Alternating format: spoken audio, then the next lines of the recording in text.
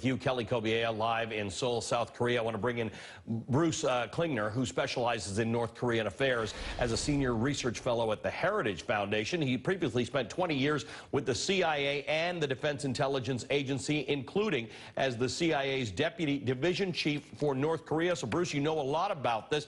In an opinion piece for U.S. News and World Report last week, you said that President Trump's policy for handling North Korea appears to be strong, but the implementation so far has been weak. What do you mean by that? Well, in my discussions with administration officials, it looks like they've got a good policy, the parameters of which re-strengthen the U.S. military to offset the degradation and capabilities of the last several years because of budget cuts, emphasis on augmenting missile defense, and no longer pulling our punches on enforcing U.S. laws and sanctions and targeted financial measures against North Korea, and then having the door open for diplomat-to-diplomat talks, but not going back to negotiations until North Korea shows that it's willing to negotiate. Bruce, I'm just letting our viewers know on the left side of the screen what you're seeing is President Trump arriving at Capitol Hill for this the ceremony that he'll be taking part in, scheduled for about 15 minutes from now, but we're keeping a close eye on it. What you are looking at now, the president's vehicle's arriving. He'll be walking in. This has taken place since the Holocaust Museum has been open in 1993. Every president has attended this annual Holocaust Memorial Day event. We are expecting highly scripted comments from the president as he tries to mend the impression that he's given some that he's got a problem with the Jewish community. So we'll keep a very close eye on that. Bruce, back to you.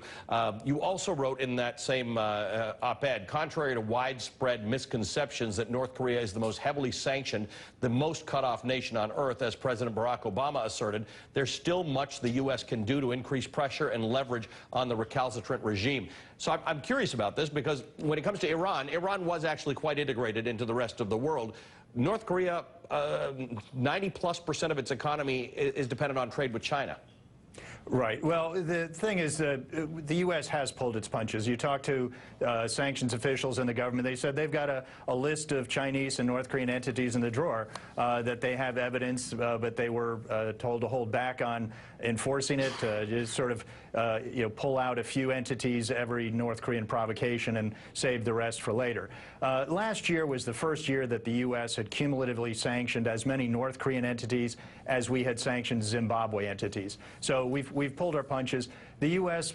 imposed $12 billion in fines on European banks for including money laundering for Iran. We haven't touched a single Chinese bank yet, and we know they're involved in facilitating North Korea's prohibited nuclear and missile programs. Bruce,